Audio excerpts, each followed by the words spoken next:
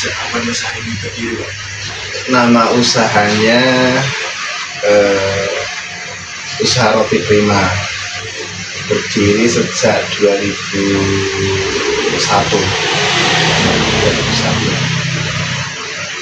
Apa keunggulan utama produk roti yang dihasilkan dibanding dengan pesaing? Nah, di tempat kami ini untuk keunggulannya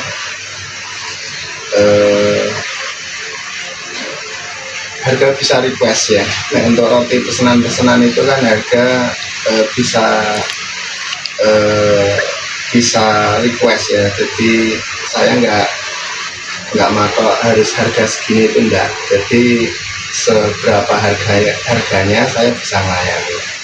Jadi dari harga yang murah, sedang sampai harga yang mahal pun kami bisa melayani.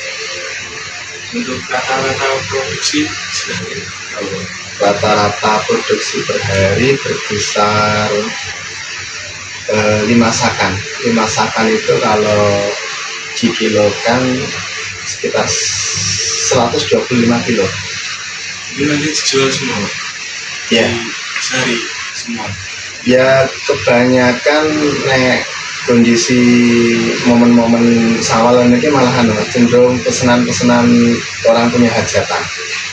Nah, di momen sawal lah kan. Nah, nanti hari-hari biasa itu biasanya untuk dijual ke warung-warung ya. Jadi ada sales yang ngambil kemudian dikelilingkan ke warung-warung. Ini produk memiliki keahlian yang konsisten atau kualitas roti sering diubah? Kualitas roti itu ya selagi resepnya sama ya insya Allah nggak ada rubah-rubah. Cuma ketika ada tenaga baru itu mungkin secara keahlian, contohnya keahlian gulai lah kan, gulai itu meladati dan lebih padat itu kan. Itu umpamanya belum ahli itu kadang roti kadang kurang halus kan ya. Kemudian roti agak kasar gitu. Itu juga tergantung ketika tenaganya itu baru training lah, masa-masa training itu kadang juga mempengaruhi kestabilan roti. Bisakah usaha roti dikembangkan ke layanan online atau delivery untuk menjangkau pasar yang luas? Sebetulnya bisa, cuma saya ya mungkin orang tua itu untuk ke arah sana itu belum dicoba ya, belum dicoba. Cuma sebetulnya bisa, gambaran saya itu bisa. Mungkin anak-anak ya, mungkin anak-anak yang lebih paham kaitannya digital marketing itu mungkin bisa nanti pemasarannya ke depan kita kembangkan lewat online ya. Apakah ada inovasi atau ciri khas dari usaha?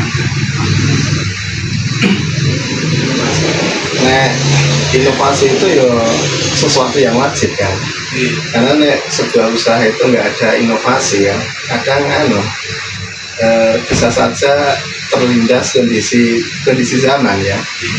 Jadi dari awal merintis sampai saat ini ya, itu kita juga berinovasi terus ya.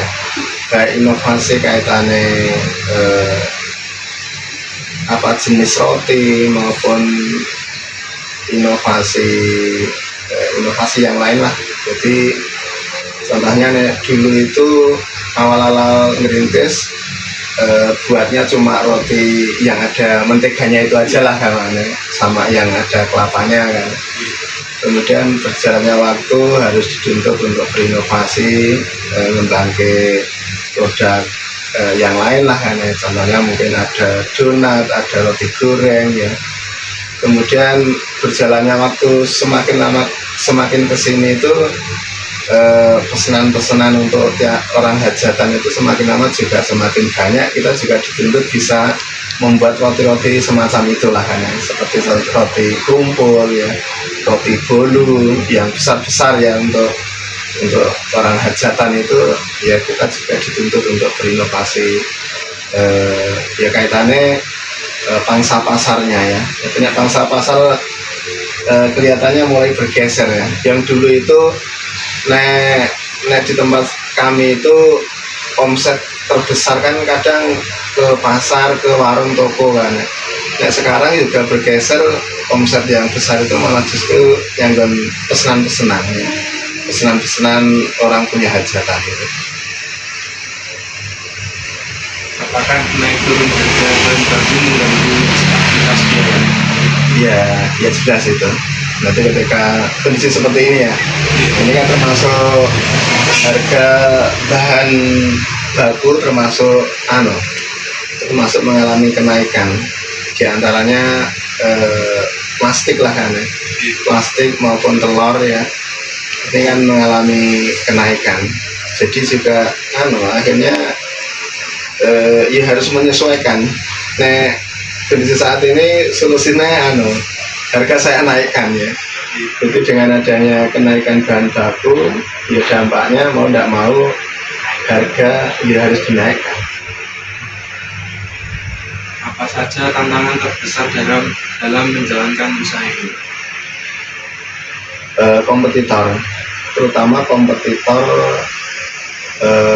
pemodal besar ya. Contohnya perusahaan-perusahaan besar ya, yang peralatannya serba canggih dan itu tantangan sangat besar ya. Banyak mungkin pelaku-pelaku usaha home industry itu ya belum tikar gara-gara persaingan dengan perusahaan besar ya. Mereka itu mungkin secara roti itu umurnya panjang banget ya. Jadi di tempat kami kan umur roti paling seminggu itu kan sudah bagus lah kan. Di perusahaan besar itu umur roti itu bisa sampai sebulan 2 bulan ya kan.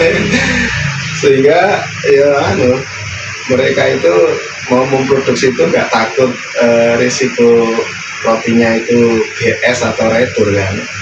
Sehingga mereka itu pemasaran juga nyaman-nyaman saja. Kami itu ketika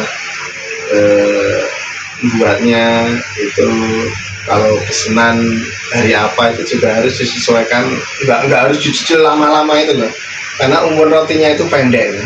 Beda dengan perusahaan besar itu ya, yang bisa saja mungkin pesanan 20 hari yang akan datangnya bisa dibuat hari ini kan. Di tempat kami nggak bisa, karena umur roti kan nggak terlalu lama ya. Bahkan kalau bolu ini umur roti cuma 4-5 hari kan yang jadi kalau 4-5 hari itu ini sudah bagus termasuk. Nanti lebih dari itu kan ya kurang fresh lah kan.